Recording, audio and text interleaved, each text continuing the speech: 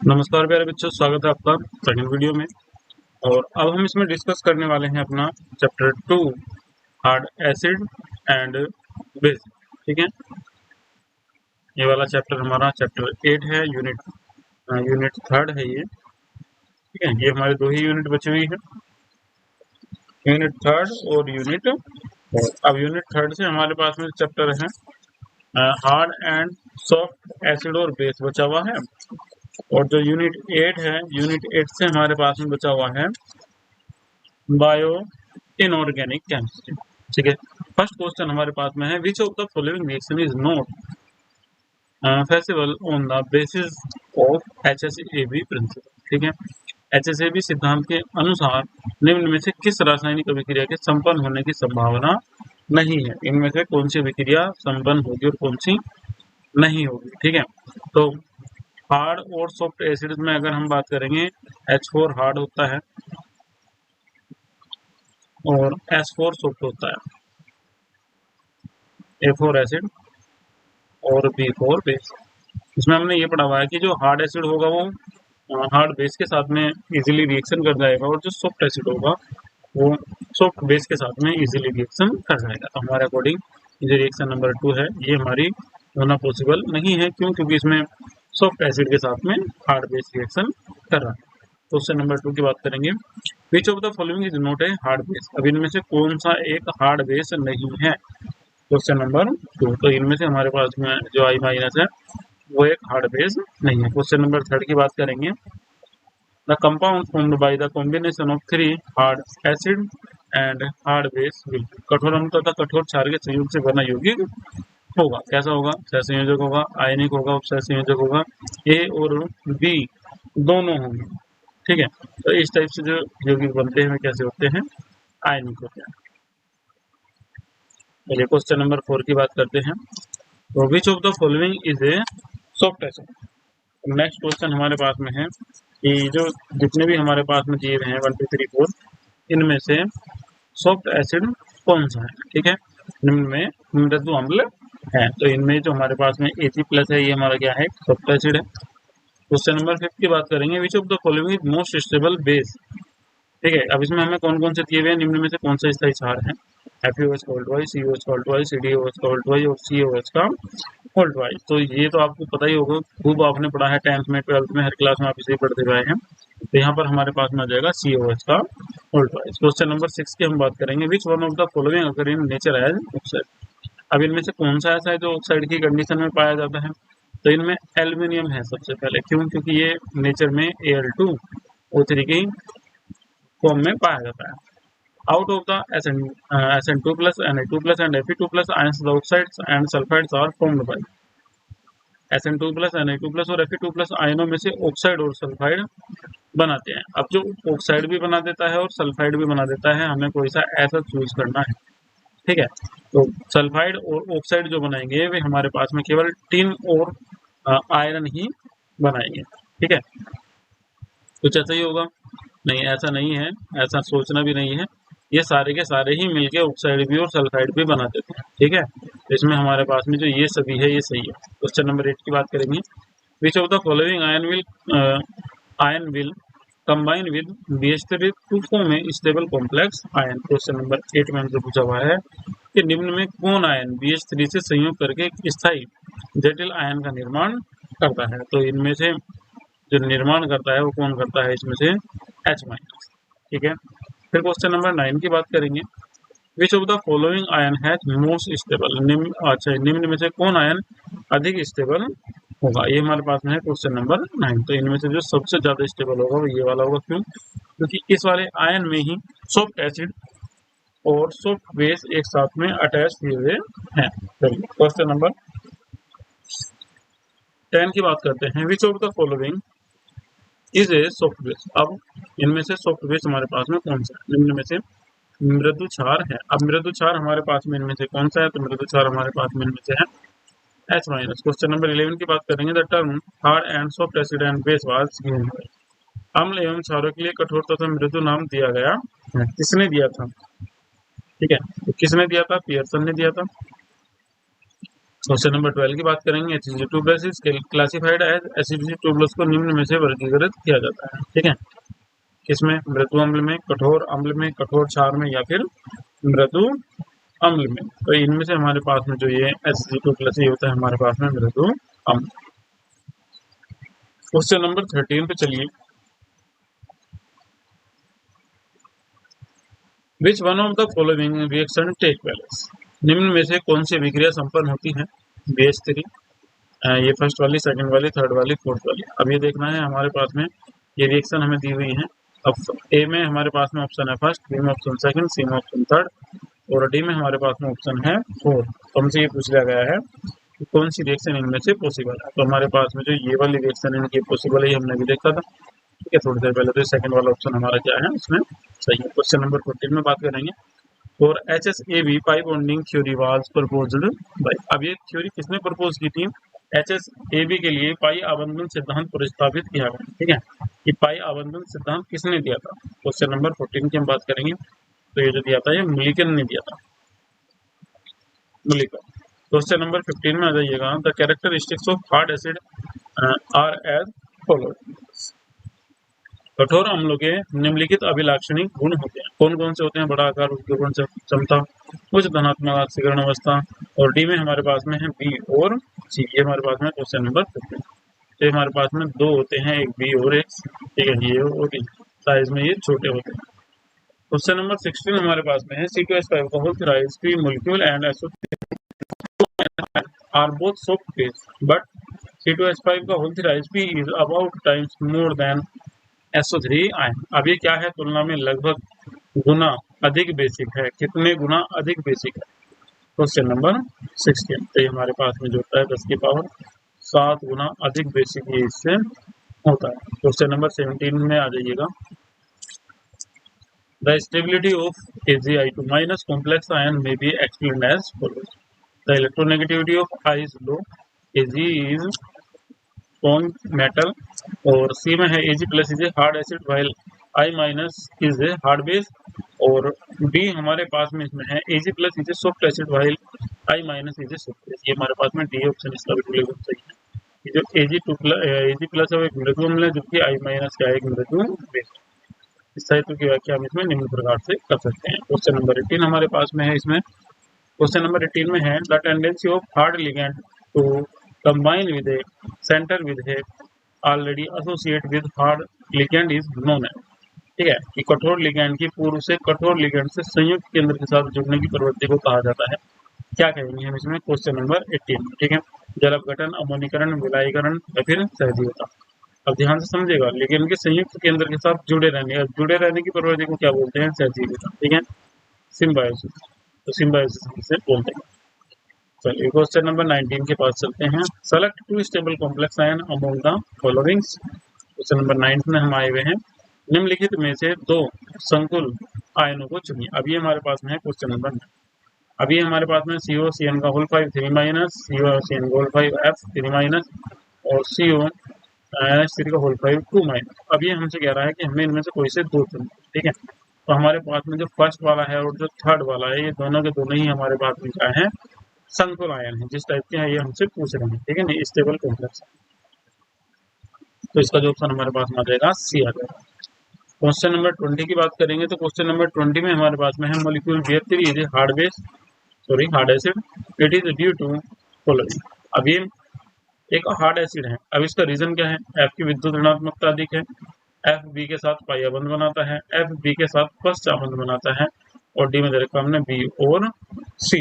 ठीक है, तो ये जो दूसरा और हमारे पास में तीसरा ऑप्शन है इसके F B के साथ, है ना, F formed pi bond with B and C F forms back bond with B। ये जो 2 ऑप्शन है ये हमारे सही हैं और इसी वजह से ये क्या है हमारे पास में हार्ड एसिड। तो इसका मतलब both B and C option इसका हमारा सही हो जाएगा।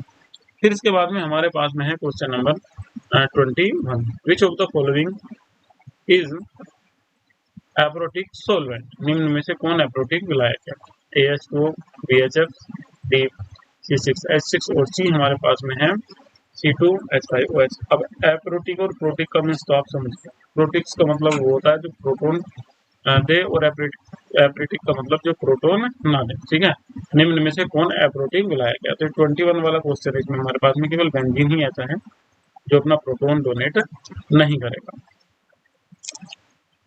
21 में चलिएगा, in hard acids the acceptor atom है, जो हार्ड एसिड्स होते हैं इनमें जो परमाणु ग्रहण करने वाला होता है वो कैसा होता है? छोटा आकार, निम्न ध्रुवण क्षमता होती है उसकी, या फिर बड़ा आकार और निम्न ध्रुवण क्षमता होती है, या फिर छोटा आकार तथा उच्च ध्रुवण क्षमता होती है। इसका सी ही हमारा सही है।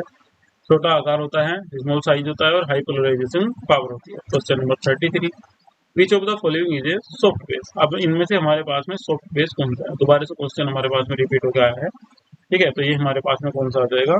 I minus. क्वेश्चन नंबर 24 में चलेंगे, which of the following is a soft base? अब सॉफ्ट बेस फिर सॉफ्ट बेस हमसे पूछ लिया इनमें से कि निम्न में से कौन सा हमारे पास में मृदु अम्ल है? तो मृदु अम्ल यहाँ पर हमारे पास में कौन है? CD2+। Which of the following is a hard acid? अब इनमें से हमारे पास में हार्ड एसिड कौन है?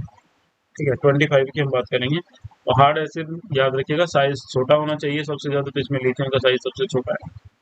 26 की बात करेंगे, ठीक है, which of the following is border line acid? की सीमावर्ती अम्ल इनमें से कौन सा है? हमारे पास में इनमें ये दिए हुए हैं, तो इनमें से Zn2+ हमारे पास में क्या है? सीमावर्ती अम्ल है। क्वेश्चन नंबर 27 की बात करेंगे, which of the following is a hard base? अब इनमें से हार्ड बेस कौन सा है? ठीक है, अब इनमें से हमें सबसे हार्ड बेस चुनना है। निम्नलिखित में से कौन सा कठोर क्षार है? ये हमारे पास में है क्वेश्चन नंबर 27। तो इनमें से हमारे पास में जो NH3 है ये हमारा क्या है? कठोर क्षार। 28 में, in hard basis the donor atom है, दाता परमाणु का होता है छोटा आकार होगा और उच्च विद्युत ऋणीयता होगी। तो इसका मतलब जो हमारे पास में 28 है इसमें से हमारा क्वेश्चन नंबर बी होगा, आंसर जो होगा। क्वेश्चन नंबर 29 पे चलते हैं। अब 29 में हमें दिया हुआ है ionic bond is formed by the interaction of acid with base. अम्ल व क्षार संयुक्त से अधिक आयनिक बंध बनाता है। अब ऐसा कौन करता है भाई? हमारे पास में दोनों के दोनों कैसे होंगे? कठोर होंगे, ठीक है। तो ये जो हमारे पास में क्वेश्चन नंबर 29 है इसमें हमारा ऑप्शन नंबर ए होगा, कठोर अम्ल और कठोर क्षार के संयोग से आयनिक बंध बनता है। ये हम अभी भी एक क्वेश्चन में पहले डिस्कस कर चुके हैं। The principle of HSAB was given by. अब HSAB प्रिंसिपल किसने दिया था?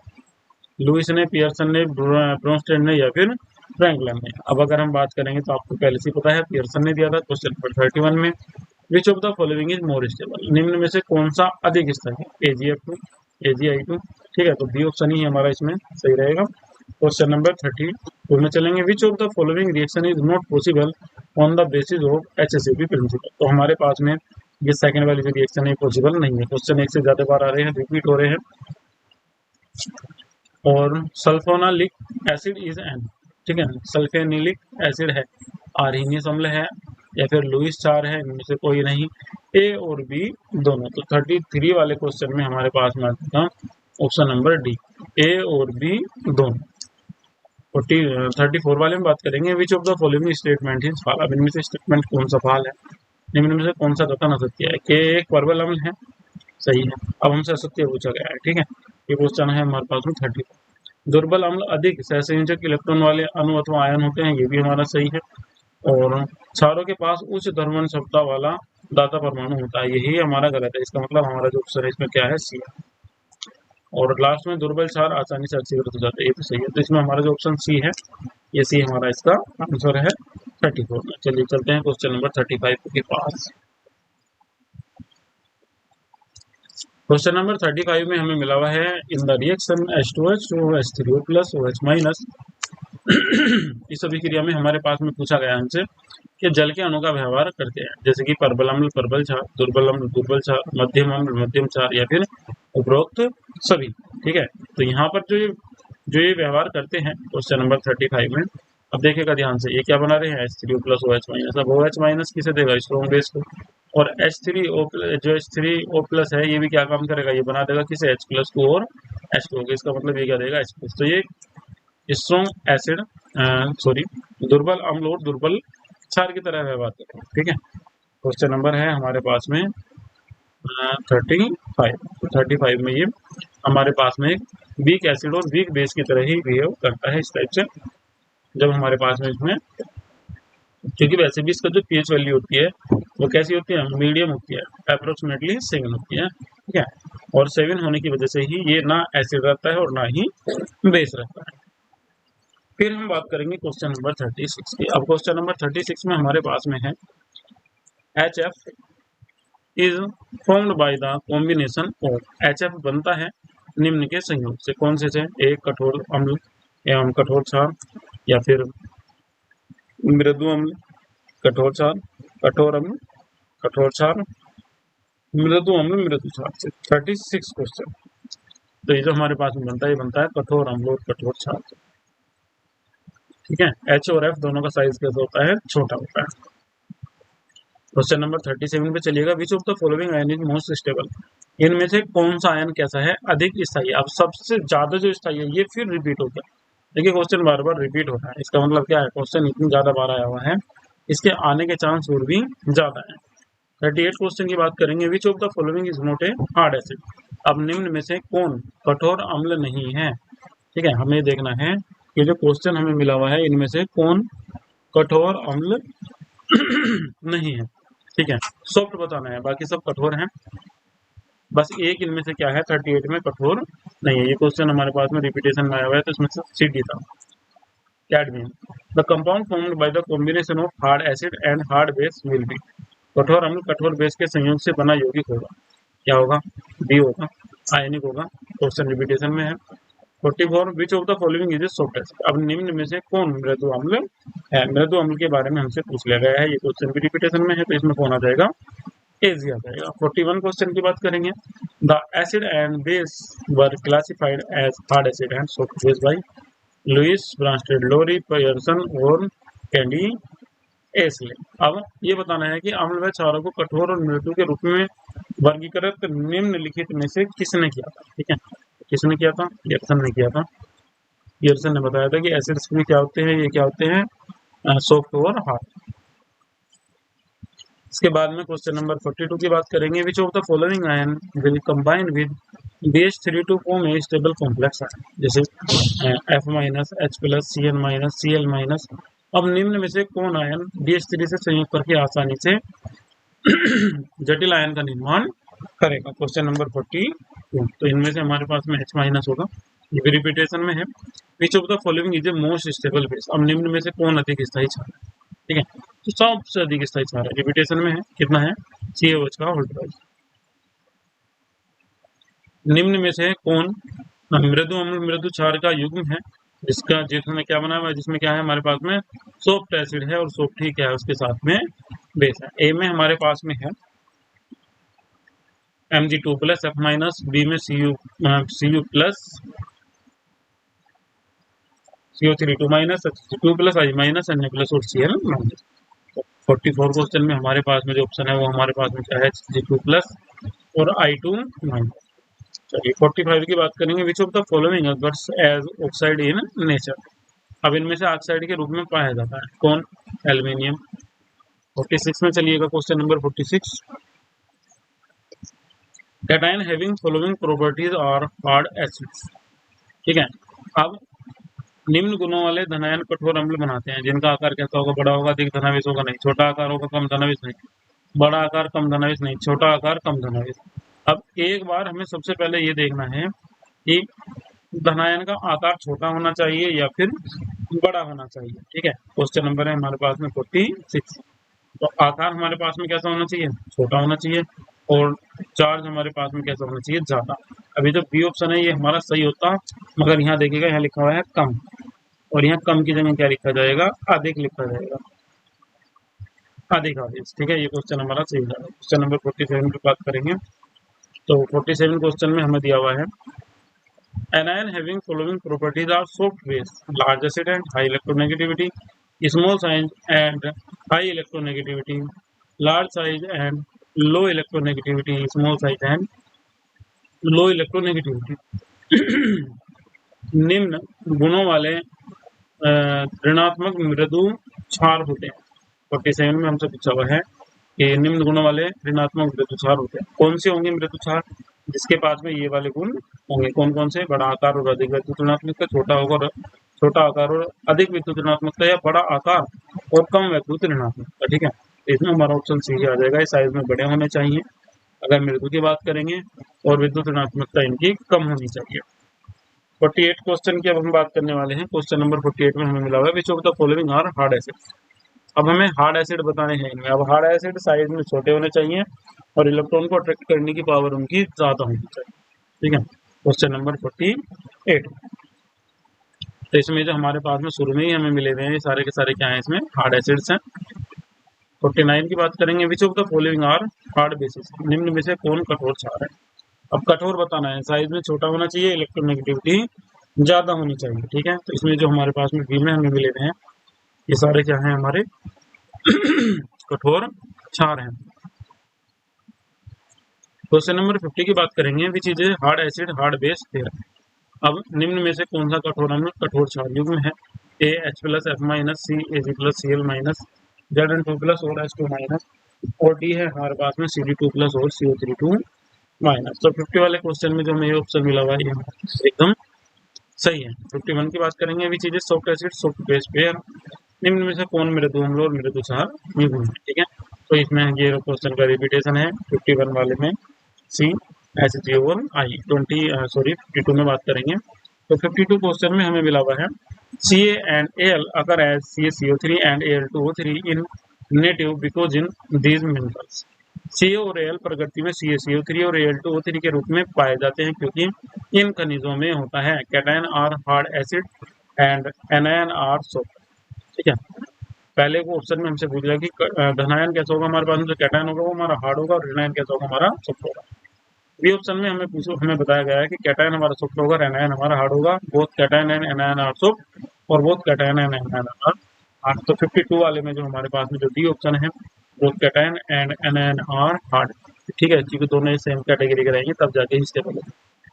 निम्न में से कौन सा जटिल यौगिक अधिक स्थायी होगा। अब इनमें से ये बताना है हमें कि कौन सा जटिल यौगिक सबसे ज्यादा स्थायी होगा। बस हमें ये देखना है कि कौन से में सॉफ्ट सॉफ्ट है और हार्ड हार्ड है। जब सेम होंगे तो इस कंडीशन में क्या होगा, वे दोनों के दोनों कैसे हो जाएंगे, स्टेबल हो जाएंगे। तो क्वेश्चन नंबर 53 वाले में जो हमें बी ऑप्शन इसमें मिला हुआ है, ये बी ऑप्शन हमारा कैसा है, बिल्कुल एकदम करेक्ट है। ठीक है, क्यों, क्योंकि इसके पास में जो CN है वो कैसा है, हार्ड एसिड है, सॉरी हार्ड बेस है, और जो CO वो कैसा है, हार्ड एसिड है। तो 54 में चलेंगे, which of the following base is more stable. निम्न में से कौन सा क्षार अधिक स्थायी है। अब ये क्षार अधिक स्थायी हो जाएंगे तो COH का उल्टा है, ये तो रिपीटेशन में आ रहा है हमारा क्वेश्चन। 55 वाले में हम इसमें बात करने वाले हैं। तो 55 वाले क्वेश्चन में हमारे पास में है which of the following ion will combine with BF3 to form a stable complex ion. ठीक है, निम्न में से कौन सा आयन BF3 से क्रिया करके एक स्थायी जटिल यौगिक बनाएगा। अब ये हमारे पास में H+ है। अब आप खुद ध्यान से देख सकते हैं ये क्वेश्चन कितनी बार आया हुआ है। जो क्वेश्चन जितनी ज्यादा बार आया हुआ है वो उतना ही ज्यादा इंपॉर्टेंट है। निम्न में से किसकी प्रबलता की तुलना हेतु लेवलिंग विलायकों का उपयोग होता है। Levelling solvents are used to compare the strength of. ठीक है, कि किसका उपयोग होता है, प्रबल क्षारों की या प्रबल अम्लों की, दुर्बल क्षारों की या फिर दुर्बल अम्लों की। Question number 56। तो इसमें हमारे पास में जो ऑप्शन ये वाला है, बी वाला, स्ट्रॉन्ग एसिड्स, इनका यूज होता है लेवलिंग विलायकों में। ठीक है, निम्न में से किसकी प्रबलता की तुलना हेतु लेवलिंग विलायकों का प्रयोग किया जाता है। तो लेवलिंग विलायकों का प्रयोग प्रबल अम्लों की तुलना के लिए किया जाता है। फिर क्वेश्चन नंबर 57 है हमारे पास में। 57 में हमारे मिला हुआ है which of the following elements is crucial in maintaining blood pressure. निम्न में से कौन सा तत्व, इंपॉर्टेंट क्वेश्चन है भाई, निम्न में से कौन सा तत्व रक्तदाब को सही बनाए रखने में निर्णायक होता है। ठीक है, तो इसमें हमारे पास में ए है, N है। कभी कभी ऐसा भी पूछ लिया जाता है कि इनमें से हमारे पास में ऐसा कौन सा अल्प सूक्ष्म तत्व है जो शरीर के लिए जरूरी होता है। ठीक है, तो इनमें से हमारे पास में ऐसे ऐसे क्वेश्चन भी आएंगे, मगर ये हमारे बायो इनऑर्गेनिक केमिस्ट्री में जो हमारा नेक्स्ट चैप्टर है इसमें आने शुरू हो जाते हैं। मैग्नीशियम और कैल्शियम इसी में ही आएंगे। ठीक है, 58 हमारे पास में है NH3 C6H5 NH2 and C6H5 का उल्टा है NH का कठोर बेस स्वभाव का बढ़ता हुआ क्रम निम्नलिखित है। ये हमारे पास में तीन कंपाउंड हमें मिले हुए हैं NH3 C6H5 NH2 और C6H5 NH। अब इसमें कठोर बेस का स्वभाव का बढ़ता हुआ क्रम हमसे पूछ लिया गया है क्वेश्चन में 58। तो इसमें जो सबसे जो हाईएस्ट जो बिहेवियर होगा वो किसका होगा, NH3 का होगा, और सबसे कम किसका होगा, जिसके पास में जितने H कम होगा। ठीक है, इसका जो क्रम है वो हमारे पास में जो A है वो हमारा बिल्कुल सही। चलिए इसके साथ साथ हम अपना चैप्टर 8 भी शुरू कर लेंगे। इसमें चैप्टर 8 हमारे पास में है बायो इनऑर्गेनिक केमिस्ट्री।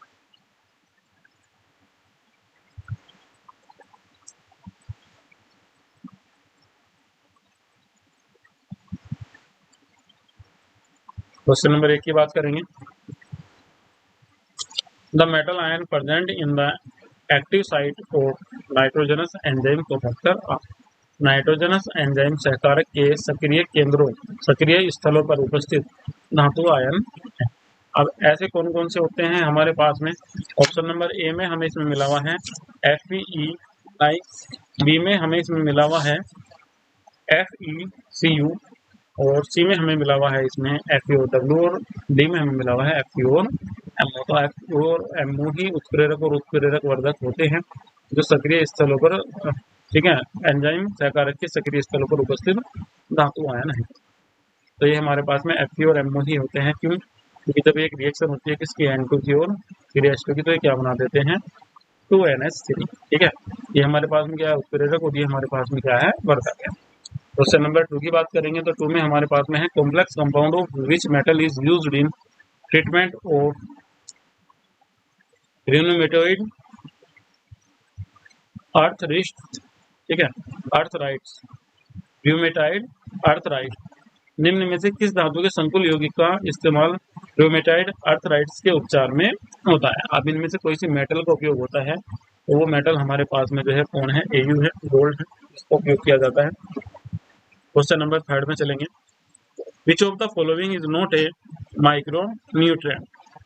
निम्न में कौन सा अल्प पोषक तत्व नहीं है? ऐसे ऐसे ही क्वेश्चन पूछ लिए जाते हैं और ये क्वेश्चन इंपॉर्टेंट भी हैं, बताए भी नहीं जाते हैं, तो इन्हें थोड़ा सा ध्यान से देखिएगा। क्वेश्चन नंबर 3 में हमारे पास में जो ऑप्शन है वो क्या है कि अल्प पोषक तत्व नहीं है, तो सोडियम नहीं है। बाकी सब निम्न में से कौन अल्प पोषक तत्व नहीं? बाकी सब अल्प पोषक तत्व, कॉपर भी, आयरन भी, जिंक भी।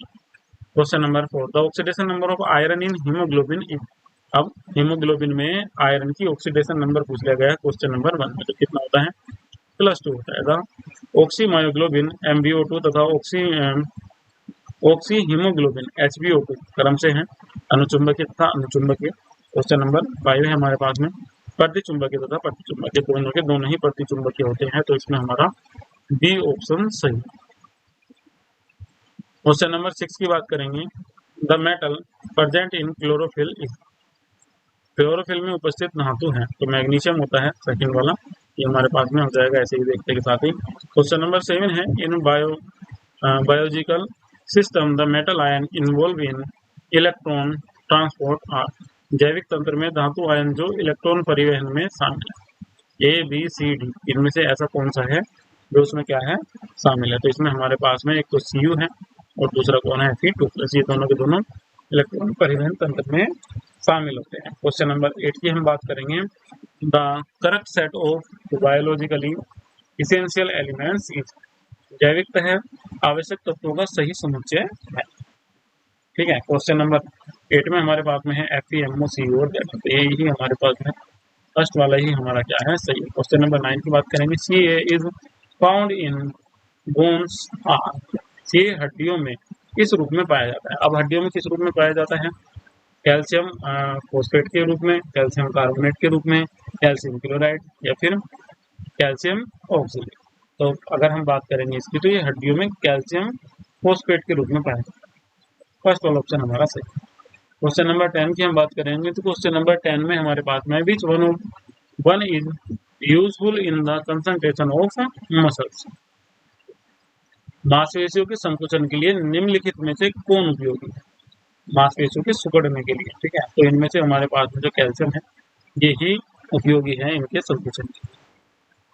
क्वेश्चन नंबर 11 की हम बात करेंगे तो 11 में हमारे पास में है which symbiotic bacteria is capable of fixing N2। कौन सा सजीव जीवाणु N2 नाइट्रोजन स्थिरीकरण करने में सहायक होता है? एजिंगबैक्टर, राइजोबिया, नाइट्रोजीनस और निम्न में से कोई नहीं। क्वेश्चन नंबर 11, तो 11 में हमारे पास में जो राइजोबिया है यही एक काम करता है जो नाइट्रोजन का स्थिरीकरण कर देता है, नाइट्रोजन को स्टोरेज कर लेता है। क्वेश्चन नंबर 12 हमारे पास में है, cobalt is a main constituents of vitamin. Cobalt किस विटामिन का मुख्य घटक है? ठीक है, जो कोबाल्ट है वो किस विटामिन का मुख्य घटक है? तो इसमें हमारे पास में विटामिन बी है। विटामिन बी का जो मुख्य घटक है वो हमारे पास में कौन है? कोबाल्ट है। चलिए बात करेंगे क्वेश्चन नंबर 13 की। The energy rich molecule is biological system is, जैविक व्यवस्था में उच्च ऊर्जा युक्त अणु है पेरिडोक्सिन और पोर्फिरिन, एटीपी या फिर नाइट्रोजीनस। इसमें हमारे पास में जो एटीपी होता है एडेनोसिन ट्राइफॉस्फेट, ये क्या होता है हमारे पास में? द एनर्जी रिच मोलिक्यूल, ठीक है, हाई एनर्जी युक्त ये हमारे पास में एक मोलिक्यूल होता है। The number of amino acids present in myoglobin is, in myoglobin में उपस्थित अमीनो एसिड्स की संख्या होती है, कितनी होती है? क्वेश्चन नंबर 14 की हम बात कर रहे हैं। तो यहाँ हमारे पास में 150 से 100। स्क्रीन की बात करेंगे, which is not an iron containing porphyrin, कि कौन सा आयरन युक्त पोर्फिरिन नहीं है? क्वेश्चन नंबर हम 15 में बात करेंगे इसकी।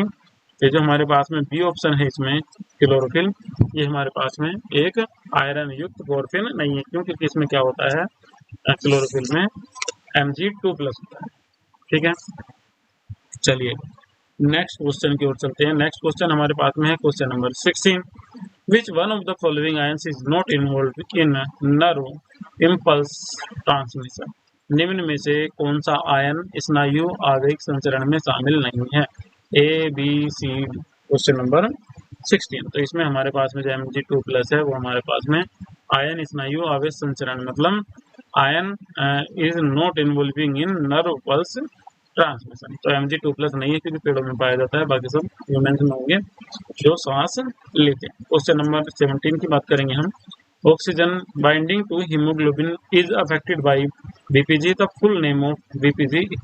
अब बीपीजी, जी मतलब ग्लूकोज या फिर ग्लाइसिरेट या फिर ग्लाइसिन, अब हमें ये चेक करना है। ठीक है, तो जी का मतलब हमारे पास में ग्लाइसिरेट है। ठीक है, तो इनमें से जो हमारे पास में जितनी भी ऑप्शन है हमारा सी ऑप्शन इनमें से क्लियर हो जाएगा। 13 बिस फोस्फोग्लिसरेट, ये हमारा ऑप्शन क्या है? हमारा सही है क्वेश्चन नंबर 17। 18 की बात करेंगे अब हम इसमें, द फॉलोइंग एलिमेंट्स और ion is used for the proper function in inulin, निम्नलिखित में तत्व या आयन इनोलिन के उच्च कार्य के लिए प्रयुक्त किया जाता है। कौन सा ऐसा एलिमेंट है जो इनोलिन के उच्च कार्य के लिए हमें प्रयुक्त करना होता है? तो ये हमारे पास में क्रोमियम है जो इस काम में हमारी हेल्प करता है। Coconut water is rich source of, अब नारियल पानी कौन से एलिमेंट्स का मुख्य स्रोत है? इनमें से ऐसा कौन सा है? याद रखिएगा, पोटेशियम का मुख्य स्रोत होता है कौन? नारियल का पानी। क्वेश्चन नंबर 20 की बात करेंगे, the binding power of haemoglobin with oxygen is pH dependent, this is called effect. अब ये प्रभाव कौन सा कहलाएगा हमारे पास में? ठीक है, जीवन या फिर सहकारी या फिर प्रतितिविमी या फिर बोहर। क्वेश्चन नंबर 20, तो ये हमारे पास में कहलाएगा, हमारे पास में बोहर कहलाएगा। क्वेश्चन नंबर 21 में चलेंगे। Magnesium is an important component of which biomolecule occurring extremely in living world, magnesium जीवित जगत में किस अणु का व्यापक रूप से पाया जाने वाला महत्वपूर्ण अवयव है? एटीपी का, क्लोरोफिल का, मायोग्लोबिन का, हीमोग्लोबिन का? क्लोरोफिल का है। ठीक है, मैग्नीशियम इसी में ही पाया जाता है। ठीक है, oxygen transporter protein is blood, रक्त में ऑक्सीजन परिवाहक प्रोटीन है। होमो एरिथीन, होमोसाइनिन, होमोग्लोबिन और हीमाटीन। अब रक्त में ऑक्सीजन को कौन लेके जाता है? ठीक है, तो ये हमें अच्छे तरीके से पता है, रक्त में ऑक्सीजन को लेके जाता है haemoglobin. Question number 23, living matter is composed of element of the following, low atomic number, low molecular weight, high atomic number, none of these. कि निम्नलिखित तत्वों के संगठन से जीवित पदार्थ बनते हैं, न्यून परमाणु क्रमांक, न्यून अनुभार, उच्च परमाणु क्रमांक या फिर उपरोक्त में से कोई नहीं। क्वेश्चन नंबर 30, याद रखिएगा लो एटॉमिक नंबर हमारा इसका ऑप्शन आ जाएगा। कि निम्नलिखित तत्वों के संगठन से जीवित पदार्थ बनते हैं, किसके? लो परमाणु क्रमांक। चलिए क्वेश्चन नंबर 24 की बात करेंगे। Porphyrin ring is composed of 24 question की बात करेंगे। ठीक है, पोरफायरिन वलय होता है 4 गलित पायरोल वलय का, 4 गलित पिरिडीन वलय का और 6 गलित पायरोल वलय का और 6 गलित पिरिडीन वलय का। अब हमें ये बताना है कि वलय इसमें बना हुआ होता है किसमें, जो हमारे पास में है पोरिफायरिन। तो इसमें हमारे पास में होते हैं 4 फ्यूज्ड पायरोसोल रिंग। इसका मतलब ऑप्शन ए हमारा इसमें से। 25 की बात करेंगे। Haem is porphyrin complex compound of, ठीक है, हीम का पोरफायरिन जटिल यौगिक है। अब हीम मतलब हीमोग्लोबिन, ठीक है। 25 में हमारे पास में क्या है, हीमोग्लोबिन। तो इसमें हीमोग्लोबिन में और हीम में ये सेम ही है, Fe2+ हमारे पास में आ जाएगा। मायोग्लोबिन इज प्रेजेंट, मायोग्लोबिन में उपस्थित होता है। यह मायोग्लोबिन मांसपेशियों में उपस्थित होता है, पित्ताशय में, ये सभी गुर्दे। अब मांसपेशी मायोग्लोबिन तो सभी में होगा, मांसपेशियों में, पित्ताशय में भी और गुर्दे में। देखते हैं 26 वाले में कौन सा है, तो ये मांसपेशी में होगा, क्योंकि मांसपेशियां सब जगह बनी हुई होती है। तो ये हमारा ऑप्शन नहीं होगा, इसमें हमारा कौन आएगा, मांसपेशी। 27 वाले क्वेश्चन में हम बात करेंगे। तो क्वेश्चन नंबर 27 में हमारे पास में iodine is required for the synthesis of, ठीक है। अब क्वेश्चन नंबर 7 में हमसे पूछ लिया गया कि संश्लेषण में आयोडीन की आवश्यकता होती है। किसके संश्लेषण में आवश्यकता होती है, किसकी, आयोडीन की। तो इसमें हमारे पास में बी है, हाइड्रोक्सिल। नेक्स्ट क्वेश्चन में चलेंगे। नेक्स्ट क्वेश्चन हमारे पास में है 28, क्रोमियम कोलेस्ट्रॉल लेवल, कि क्रोमियम कोलेस्ट्रॉल की मात्रा को क्या करता है, घटाता है, बढ़ाता है, इनमें से कोई, ए और बी दोनों। तो याद रखिएगा, ये कोलेस्ट्रॉल की मात्रा को घटाता है, डिक्रीज करता है। क्वेश्चन नंबर 29 में हम चलेंगे। तो क्वेश्चन नंबर 29 हमारे पास में है, which of the following is not a principal element, निम्न में से कौन सा मुख्य तत्व नहीं है। मुख्य, समझ गए, मुख्य नहीं है। तो मुख्य तत्व इनमें से शरीर को किसकी ज्यादा मात्रा में जरूरत होती है, ठीक है। तो शरीर को सबसे ज्यादा मात्रा में जरूरत होती है आयरन। जब याद रखिएगा, ये मुख्य तत्व नहीं है, ये सब ये अल्प है, सोडियम भी, फास्फोरस भी, क्लोरीन भी। आयरन कैसा है, हमारे पास में एक मुख्य पोषक तत्व है, जिसकी शरीर को जरूरत पड़ती ही पड़ती है। फिर बात करेंगे क्वेश्चन नंबर 30। क्वेश्चन नंबर 30 हमारे पास में है, which of the following will prefer to occur both the carbohydrates and sulphide, निम्न में से कौन सा कार्बोहाइड्रेट्स व सल्फाइड दोनों में पाया जाता है। कार्बोहाइड्रेट्स में भी पाया जाएगा, ठीक है, और सल्फाइड में भी पाया जाएगा, ठीक है। अब ये हमें ऑप्शन इसमें से चूज करना है, किसमें से, क्वेश्चन नंबर 30 में से। तो हमारे पास में लेड ऐसा होता है जो ऑक्साइड की कंडीशन में भी पाया जाता है और सल्फाइड के कंडीशन में भी पाया जाता है, ठीक है, फॉर्म में पाया जाता है। Which of the following is not A macronutrient, निम्न में से कौन सा दीर्घ पोषक तत्व नहीं है। दीर्घ मतलब ज्यादा वाला। अब हमने अभी थोड़ी देर पहले पढ़ा था, इसमें दीर्घ पोषक तत्व हमने इसमें पढ़ा था जिंक, नहीं है तो जिंक आ जाएगा हमारा। आयरन भी है, आयोडीन भी है, सल्फर भी है, या सल्फर आई जिंक, इनमें से कोई से दो में से एक होगा। तो 31 में हम चेक करेंगे, तो 31 में हमारे पास में सल्फर है। जिंक की भी आवश्यकता ज्यादा ही मात्रा पड़ती है, ये भी एक दीर्घ पोषक तत्व है। इसमें हमारा ऑप्शन कौन आएगा, सल्फर आ जाएगा। 32 में चलेंगे। तो ट्रेस एलिमेंट्स और दो ट्रेस तत्व होते हैं, सूक्ष्म मात्रा में खाए जाने वाले या फिर सूक्ष्म मात्रा में पाए जाने वाले, सूक्ष्म मात्रा में आवश्यक होने वाले या सूक्ष्म मात्रा में बनाए जाने वाले। अब ट्रेस एलिमेंट्स के लिए हमसे पूछा हुआ है, तो ट्रेस एलिमेंट्स हमारे जो होते हैं वे सूक्ष्म मात्रा में आवश्यक होने वाले होते हैं। तो इसमें ऑप्शन सी हमारे सही है, रिक्वायर्ड इन ट्रेस। इसके बाद में हम बात करेंगे क्वेश्चन नंबर 33 की। तो क्वेश्चन नंबर 33 हमारे पास में है, the acid base balance in the body is maintain by, जो acid base balance body balance करता है वो कौन करता है शरीर में। अम्ल क्षार संतुलन बनाने वाले तत्व हैं NaOCl, KCl, HNaCl, NaKCl। तो 33 वाले में हमारे पास में C है, Na है, K है और Cl है। ये शरीर में एसिड बेस का संतुलन बनाए रखते हैं। क्वेश्चन नंबर 34 में चलेंगे। Which of the following elements form the porphyrin ring the chlorophyll, निम्न में से कौन सा तत्व क्लोरोफिल की पोरफिरिन रिंग बनाता है। अब इनमें से कौन सा बनाएगा, MgCH CO या फिर Fe। Question number 34। तो इनमें से हमारे पास में Mg है जो क्लोरोफिल की पोरफिरिन रिंग बनता है, क्योंकि क्लोरोफिल में यही पाया जाता है। Which of the following elements are required for strengthening bones and teeth, निम्न में से कौन सा तत्व हड्डियों तथा दांतों को मजबूत करने के लिए आवश्यक है। कैल्शियम तथा फास्फोरस, ये दोनों ही चाहिए। तो ऑप्शन ए ही हमारा सही रहेगा 35 वाले में। 36 में चलेंगे। Which of the following is not an essential elements for healthy human body, निम्न में से कौन सा तत्व स्वस्थ मानव शरीर के लिए आवश्यक नहीं है। कैल्शियम चाहिए, सल्फर नहीं चाहिए। बी ऑप्शन, या फिर बेरियम। इन दो में से ये तो दो तो हमें चाहिए ही चाहिए। अब 36 वाले हम चेक करेंगे तो हमारे पास में बेरियम नहीं चाहिए, सल्फर चाहिए मगर कम। 37 वाले क्वेश्चन की हम बात करेंगे इसमें, तो 37 क्वेश्चन हमारे पास में है। The oxidation state of iron is haemoglobin and myoglobin respectively are. Haemoglobin तथा मायोग्लोबिन में आयरन की ऑक्सीकरण अवस्था होती है, कितनी होती है? Question number 37। तो दोनों में ही +2 हो जाएगी। ये ऑप्शन हमारा सही है। 38 क्वेश्चन में देखेंगे तो 38 क्वेश्चन हमारे पास में क्या है? Which of the following is not correct statement about sodium. निम्न में से कौन सा तथ्य सोडियम के विषय में सही नहीं है? ये रक्त की उच्च श्यानता बनाए रखता है, सही नहीं है। ठीक है, ये पूछ रहा है उच्च श्यानता तो बनाए रखता है, ये आंतों के द्वारा अवशोषित नहीं होता है। अब यही वाला गलत, आंतों के द्वारा यह अवशोषित हो जाता है। यह हृदय की धड़कन प्रारंभ तथा बनाए रखता है, हृदय की धड़कन को चलाने में सुचारू रूप से कार्य करता है। पाचक रस में उपस्थित HCl रक्त में उपस्थित NaCl से ही प्राप्त होता है। चलो ये भी सही है। तो इसमें हमारे पास में जो बी ऑप्शन है ये हमारा क्या है? एकदम सही है। चलिए क्वेश्चन नंबर 39 में चलेंगे। The deficiency of which elements causes anaemia in man. मनुष्य में किस तत्व की कमी से रक्त क्षीणता हो जाती है? ठीक है, किसकी कमी से रक्त क्षीणता हमारे पास में हो जाती है? तो आयरन की कमी से रक्त क्षीणता हो जाती है, अगर आयरन की कमी शरीर में हो जाए। 40 क्वेश्चन की हम बात करेंगे इसमें, तो which of the following elements is not a major elements of the cell. निम्न में से कौन सा तत्व कोशिका का मुख्य तत्व नहीं है? Na, Mg, Fe, Ca।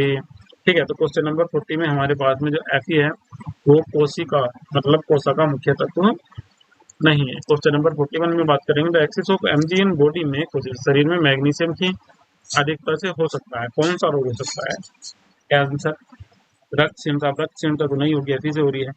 उच्च रक्तचाप या फिर हाइपोकैलेमिया या फिर रक्त का कैंसर। अब 41 वाले क्वेश्चन में हम बात करेंगे तो हाइपोकैलेमिया या फिर उच्च रक्तचाप भी इससे होने वाला नहीं है, इससे केवल क्या हो सकता है? रक्त का कैंसर। फिर इसके बाद में क्वेश्चन नंबर हमारे पास में है 42। विच of the following is the most ambidentate elements in the body. निम्न में से कौन सा शरीर में पाया जाने वाला सबसे प्रचुर तत्व है, जो शरीर में सबसे ज्यादा मात्रा में पाया जाता है? तो इनमें जो सबसे ज्यादा मात्रा में हमारे पास में पाया जाता है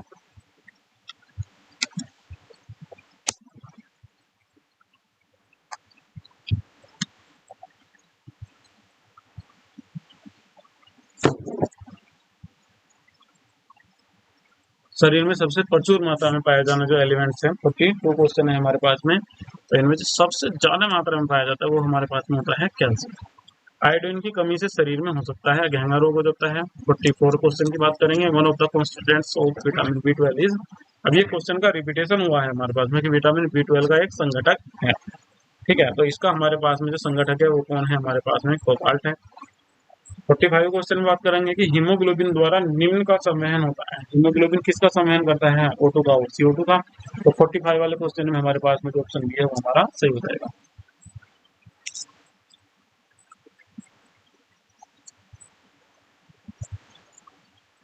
बात करेंगे क्वेश्चन नंबर 46 की T is a rich source for. किसका है?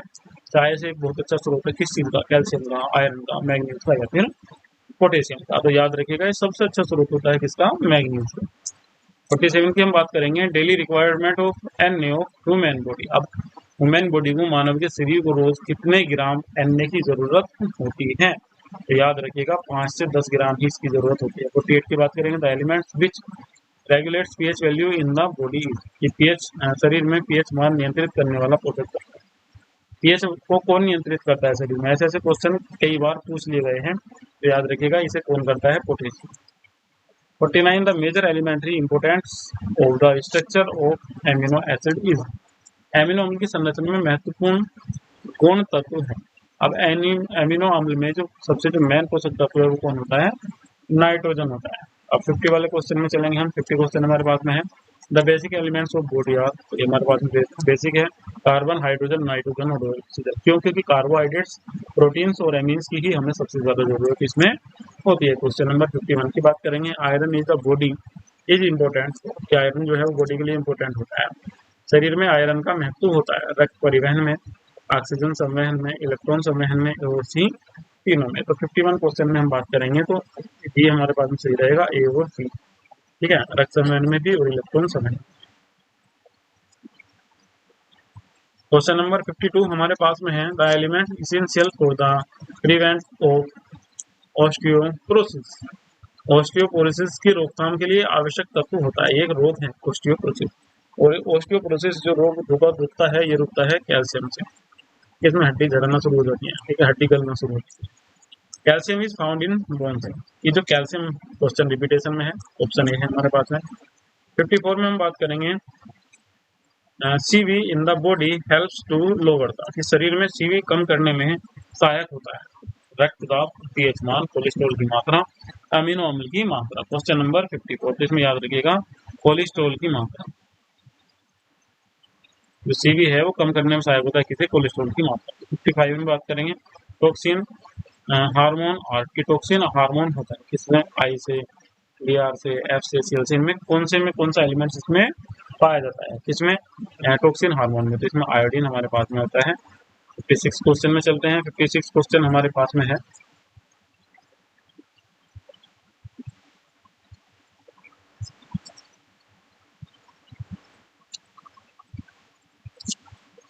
The element required to start and regulate heart beat is. हृदय की धड़कन प्रारंभ करने तथा नियंत्रित करने में कौन से तत्व का उपयोग किया जाता है? ये हमारे पास में क्या है? 56। अब 56 में अभी हम थोड़ी देर पहले पढ़ रहे थे किसे? सोडियम से। अब दूसरा क्वेश्चन हमारे पास में आया हुआ है किसके लिए? पोटेशियम के लिए। अब पोटेशियम या सोडियम, ये दोनों ही यूज इसी मतलब दोनों का यूज होता है, मगर मेनली अगर दोनों ही ऑप्शन हमें दिए गए हैं तो फिर हम इसमें किसे चूज करेंगे? पोटेशियम को, ठीक है। हृदय की धड़कन को प्रारंभ करने तथा नियंत्रित करने के लिए जो आवश्यक तत्व है वो हमारे पास में होता है पोटेशियम। नाइट्रोबेंजीन निम्न कारण से स्थायी होता है, इलेक्ट्रोमेरिक प्रभाव, रेजोनेंस, स्टेरिक प्रभाव से। अब नाइट्रोबेंजीन में कौन सा इनमें से इफेक्ट पाया जाता है? क्वेश्चन नंबर 57 है। तो इनमें से रेजोनेंस इफेक्ट पाया जाता है। रेजोनेंस लिखना ना, तो ये रेजोनेंस है, इंग्लिश में चेक कर लीजिएगा, ठीक है। हिंदी इंग्लिश दोनों में चेक करने के बाद में ही अपना आंसर क्लियर कीजिएगा। 58 में बात करेंगे, the ion which plays an important role in blood clotting, कि रक्त में जमने में निम्न आयन का महत्वपूर्ण कार्य होता है। अब 58 क्वेश्चन में हमसे पूछ लिया गया है कि किसका कार्य होता है, महत्वपूर्ण कार्य किसका होता है? तो इसमें जो जमने का कार्य होता है वो किसका होता है? Ca2+ का होता है। 58 वाले में हमारे पास में कौन आ जाएगा? सी आ जाएगा, ठीक है। रक्त में जमने में निम्न आयन का महत्वपूर्ण। अब कभी कभी ऐसे भी पूछ लिया जाता है कि रक्त थक्का जमने में किस आयन का कार्य है, मतलब कौन सा आयन जरूरी होता है? तो याद रखिएगा वहाँ पोटेशियम काम करेगा। 59 क्वेश्चन में चलेंगे, cobalt is the main constituent of vitamin. Cobalt किस विटामिन का मुख्य घटक है? जो कोबाल्ट होता है, CO, मेरे विचार से तो B12 का हो जाएगा, क्योंकि ये क्वेश्चन रिपीटेशन में हमारे पास में आया हुआ है, ठीक है। तो ये हमारे पास में कितना हो जाएगा? 52 हो जाएगा। क्वेश्चन नंबर 60 में चलेंगे अब हम। तो 60 क्वेश्चन में हमसे पूछा गया है कि which of the following ion plays an important role in blood clotting process during injury. निम्न में से कौन सा आयन चोट लगने पर खून का थक्का जमाने की क्रिया में महत्वपूर्ण भूमिका निभाता है? अभी हमें फिर दोबारा से दे दिए गए हैं, तो यहाँ हमारे पास में Ca2+ ही आ जाएगा इनमें, ठीक है। तो 61 में हमारे पास में कौन सा आ जाएगा? सी आ जाएगा। क्वेश्चन नंबर एक बार 60 की भी बात कर लेते हैं। शरीर में अम्ल क्षार का संतुलन बनाए रखने के लिए कौन कौन से जरूरी होते हैं? Na, K और Cl, ठीक है। तो यहाँ हमारे पास में 60 में A आता है। चलिए बात करते हैं क्वेश्चन नंबर 60 की। विच of the following elements help lower the cholesterol level of the blood. निम्न में से कौन सा तत्व कोलेस्ट्रॉल की मात्रा को कम करने में सहायक होता है? क्वेश्चन का रिपीटेशन हो गया है इस वाले में, ठीक है। क्वेश्चन नंबर 62, तो इसमें जो हमारे पास में क्रोमियम है, एक कोलेस्ट्रॉल की मात्रा को कम करने में सहायक होता है। क्वेश्चन नंबर 63 की बात करेंगे, which of the following elements regular pH values in the body. निम्न में से कौन सा तत्व शरीर में पीएच मान को नियंत्रित कर? NaCl या फिर Ca या फिर I। अब पीएच वैल्यू को नियंत्रित करना, ठीक है। तो सही से सोचिएगा, एक मिनट बताइएगा, ठीक है। Na आ जाएगा इसमें हमारा क्वेश्चन, यही सोच रहे होंगे आप, ये आपने सही सोचा। The elements required for a healthy immune system in the body. निम्न में से कौन से तत्व शरीर में स्वस्थ है प्रतिरक्षित तंत्र बनाए रखने के लिए आवश्यक होते हैं? अब इनमें से हमें क्वेश्चन नंबर 54 में बताना है कि कौन से होते हैं। अब Zn, Fe, Mn और I ये सारे के सारे ही हमारे होते हैं, तो ऑप्शन 65 में चलेंगे, इन अवर बायोलॉजिकल सिस्टम द बुल्की मेटल। हमारे जैविक तंत्र में आवश्यक परिणामी धातुएं हैं Na, Cu, Fe, Zn कौन कौन से होंगे, ठीक है। तो 65 वाले में हमारे पास में जो ऑप्शन है वो डी, वो हमारा क्या है? एकदम सही। दीर्घ पोषक तत्व हमसे पूछ लिए गए हैं हमारे जीवन को चलाने के लिए।